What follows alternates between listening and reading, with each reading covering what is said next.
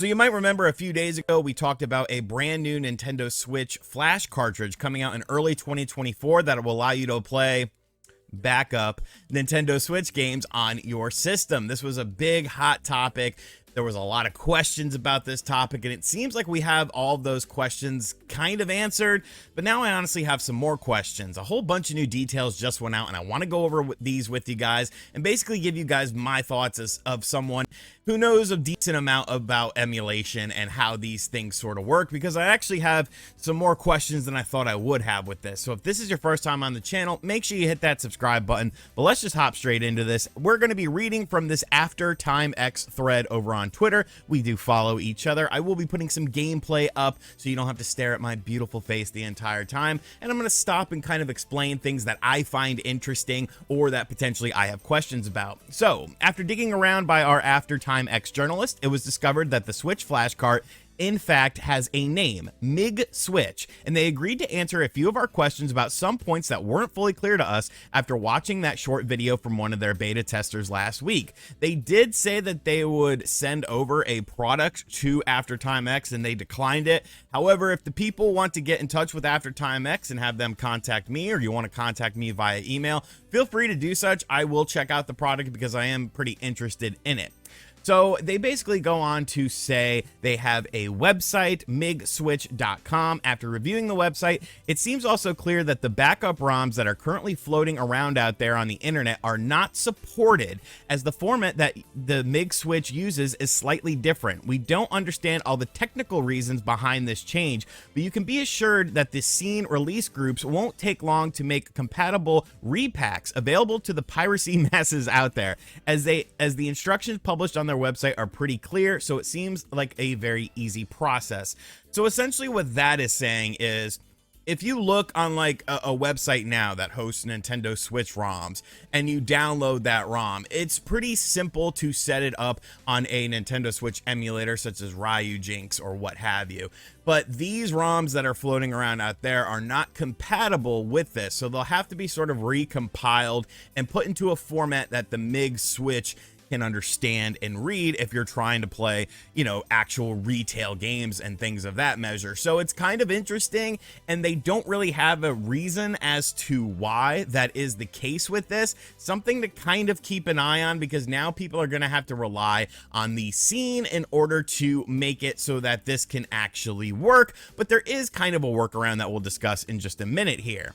In speaking with their beta tester about online play, as MiG Switch refused to answer any questions not related to pure backup play, he told us that he used one of the game's certification UIDs, which never shared to anyone before, to be able to play online with other game backups, but so far he has never experienced any issues.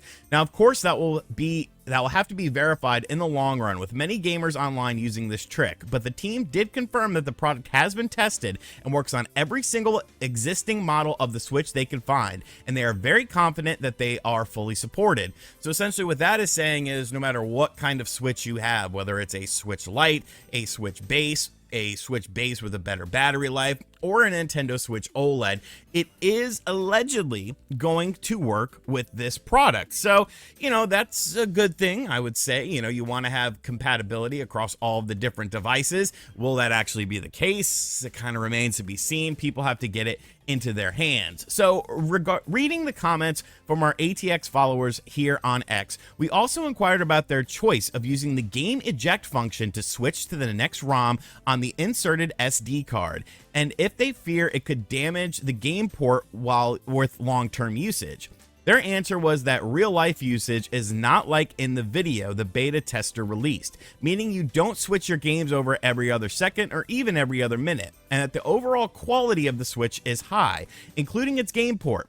But they didn't close the door to designing a second version of the MiG Flash Cart, with a switch on the cart itself that they were quick to point out when considering the size of an actual game cartridge. There is more chances for a tiny switch to break with long-term usage than the console game port itself, which is sturdy.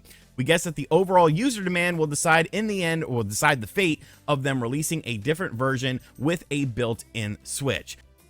Finally, and the last and maybe most important question for the would-be buyers, we asked the big one. Can Nintendo block your product with a firmware update? Their answer was quite confident no, although only time will tell. Plus, they told us our product is fully and conveniently upgradable. So a lot of information there. And, you know, it's something that we actually have to go to the MIG Switch website on. So we're going to go and check this out, basically saying, hey, don't use ROMs. We had to agree to the terms here, and you could see basically what is happening with their website. Easy backup, plug and play, let's make a change, join the revolution. You have to imagine that Nintendo is looking at these boys with a keen eye, and something that a lot of people aren't noticing that was actually brought up in a group chat that I'm in with some friends was this information down here. So as you could see, like some of the licensing information, it was developed and produced in the Russian Federation, and then you have lots of Russian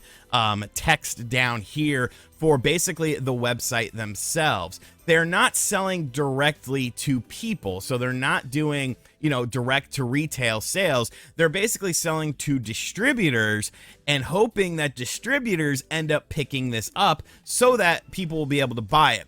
Because if it's a Russian distributor, US credit cards right now don't work in Russia. You can't use a US credit card to purchase something in Russia and have it sent over to you because of the ongoing conflict over there that has been happening for years now. A lot of credit card companies decided to not allow payment to that country, which, I mean, that's kind of, you know, harming the people of the country, not the politicians. But I guess the mindset was, you know, if we harm the people of the country and don't allow them to be able to deal with us as far as sales are concerned, maybe they'll uprise. I don't know. It's kind of a weird thing to think about. So when you look here, we have the product here. It's the only backup thing that you can use right now. Micro SD card is not included. Here's something else interesting. There is a Switch dumper that comes with this as well. That's a funny word, to back up your legally owned Nintendo Switch games. So one question I do have though is how they are going to have the console ID keys in this, because that's one of the main things that you have to have in order to be able to access things like emulation. You have to have console keys that you usually have to download off an additional website. If you watch my write-up, or my, I should say, video, talking about how to emulate Nintendo Switch things on your PC for backups of games that you currently already own, or potentially homebrew products, of course, you would know that that's something you have to do. So basically, when you see here, they basically tell you how to back up your games. I spelled back wrong there, but that's okay. And it says in order to use the NX dump tool, you need a hacked switch in order to use that. So that, once again, is another kind of barricade that we have with this product. That doesn't mean that it won't work on a Nintendo Switch that you have, but in order to dump things, you need to have a hacked Nintendo Switch. So, you know, luckily there are a good bit of hacked Nintendo Switches out there, and I'm sure people will be working to make this a thing. But in order to do stuff like that, you need to have this tool, or you can use the Switch dumper, as they say. But, you know, that's going to be interesting to see. They basically tell you how to set everything up. You format your SD card. You select the game to launch by ejecting and reinserting the game card. Upon launching the game, same game will appear every reinsert. To unlock, eject the game card when the LED light turns green.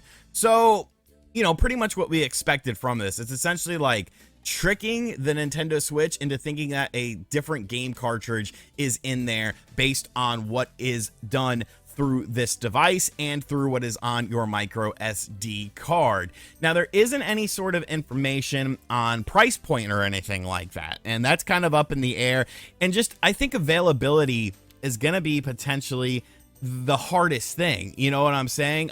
They have, you know, they're shipping them out to some reviewers and stuff like that. I'm guessing some reviewers have them, or will be getting them soon. We will ship them the first week of January to the selected few, so interested buyers will have all the information they need. And, you know, it's a very interesting thing. I'm not sure how Russian copyright laws work, considering, you know, how everything is going right now in terms of, you know, policies and politics and all that sort of stuff. I'm sure it's not something that Nintendo can easily thwart if you know, a Russian product is sold by a Chinese manufacturer on Alibaba or AliExpress and then makes its way into like Amazon and stuff like that, will Nintendo be able to kind of stop something like that?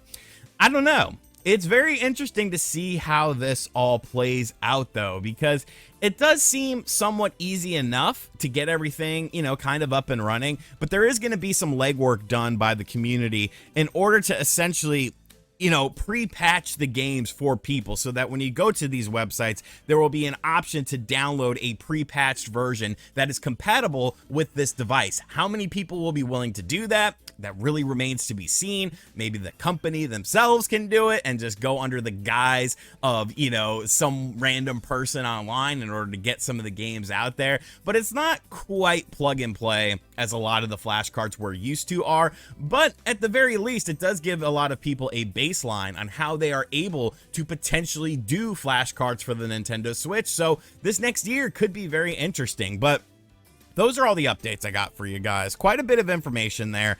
I still have questions, you know, the distribution questions, pricing questions, you know, just how is this going to take off as far as the community support is concerned. Maybe somebody can make a forum where they post, you know, pre-patched games for backup on their website. But it's going to be interesting to see how this all plays out. I am going to try to get my hands on one of these because I find it interesting. You know, I've said the word interesting a million times, but I do find new technology kind of unique, and this being the first of its kind, I would like to get my hands on it. So let me know in the comments section down below, how are we feeling about the MiG Switch? Do you think it's going to work as anticipated, or is it going to be a disaster, a flop, a mess up here, and there's going to be some sort of nefarious stuff on it? I mean, you got to remember, you got the beta tester testing it out, but we don't have that product in hand. Maybe it's like a you know, blows up or something. It blows up, it breaks your Nintendo Switch. Like, hey, you know, there's always that possibility.